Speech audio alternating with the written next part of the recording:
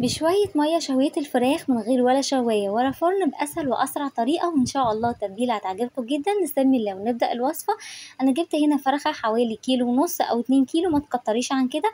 غسلتها كويس وبعد كده ابتديت أحضر في التتبيلة بصلاية كبيرة مبشورة وطماطماية كبيرة مبشورة وكمان عصير ليمون، وحطيت معلقتين كبار من الزيت. لو حابة ان انتي تقطعي البصل مكعبات مفيش مشكلة، مش هيفرق كتير في الطعم.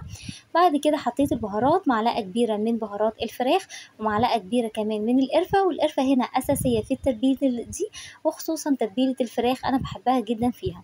وبعد كده حطيت معلقة كبيرة من الفلفل الأسود، وطبعا ما تنسيش الملح برضو معلقة متوسطة من الملح. وكان عندي هنا شوية زبيب نقعتهم في شوية مية وحطيتهم، والزبيب هنا بيدي تسكيرة حلوة جدا للتتبيلة دي. هقلب بقى هنا كل التتبيلة الجميلة دي مع بعضها.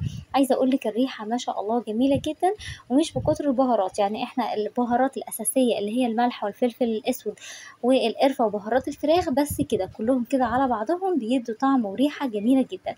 أنا هنا زودت كده شوية مية عليهم علشان التتبيلة تمسك في بعضها. وبعد كده هبتدي اللي أنا أحشي الفراخ. جبت هنا الفرخة زي ما انتوا شايفين كده، غسلتها كويس جدا، وابتديت اللي انا اعمل كده فتحات تحت الجلد بصباعي علشان اوسع تحت الجلد واخد التتبيلة الجميلة دي احشي الفراخ فيها من جوه من جواها وكمان من تحت الجلد. وهحشيها كويس جدا وهغلفها بورق استرتش وهحطها في التلاجة اللي هتقعد ليلة كاملة. كل ما قعدت الفراخ معاكي ليلة او ليلتين هتتشوى وهتدي طعم جميل جدا، ومش هتاخد منك وقت خالص في التسوية. خلي بالك بقى وانتي بتتبلي الفراخ ان تخلي التتبيله في كل حته، وبعد ما تخلصي حشو التتبيله من جوه من بره كده هتاخدي شويه تتبيله وهتغلفي كمان الفرخه من بره، وهتسيبيها بقى اطول فتره ممكنه. زي ما احنا قلنا دي مش فراخ المستعجلين، يعني الفراخ المشويه بيفضل ان انتي تعمليها براحتك قبليها بيوم زي ما اتفقنا.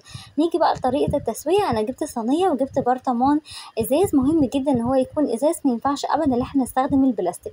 وهنحط فيه ميه وكمان وهندخل بقى كده الفرخه فيه من جوه، او هنلبس الفرخه فيه بالطريقه دي. وكمان كوبايتين ميه هنحطهم في قلب الصينيه، وهنكون مشغلين الفرن على العالي على درجه حراره 200. هنحط الفرخه كده من تحت وهي هتستوى من الصهد اللي هيطلع من البخار بتاع الميه، هيسويها كويس جدا وكمان هيديها لون حلو قوي.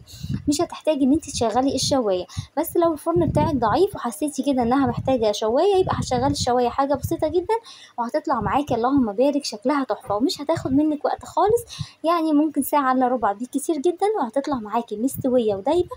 وزي ما اتفقنا كل ما تحطيها في التتبيلة هتطلع معاكي دايبة اكتر، ومش هيبقى فيها دم خالص، وهتلاقي كده اللحم كده بيتفتت ودايب وبيطلع لوحده.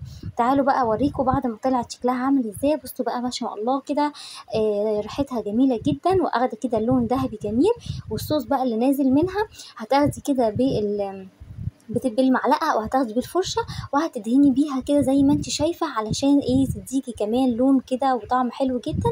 وهتعملي نفس الحكايه دي على فكره كمان وهي بتشوي، هتاخدي من الصوص كده وتدهني. بصوا بقى هوريكم اللحم ازاي دايب من جوه. انا هنا كده قطعتها بالمقص، وعايزه اقول لكم بقى الريحه بتاعتها ما شاء الله، واللحم كده بتاعها دايب، وكمان البصل كده اللي تحت الجلد حلو جدا. تغمسوه بقى بالعيش او كده تاكلوه برز او بمكرونه، بجد تحفه جدا. اتمنى وصفه النهارده تعجبكم، ولو عجبتكم ما تنسونيش بقى في اللايك.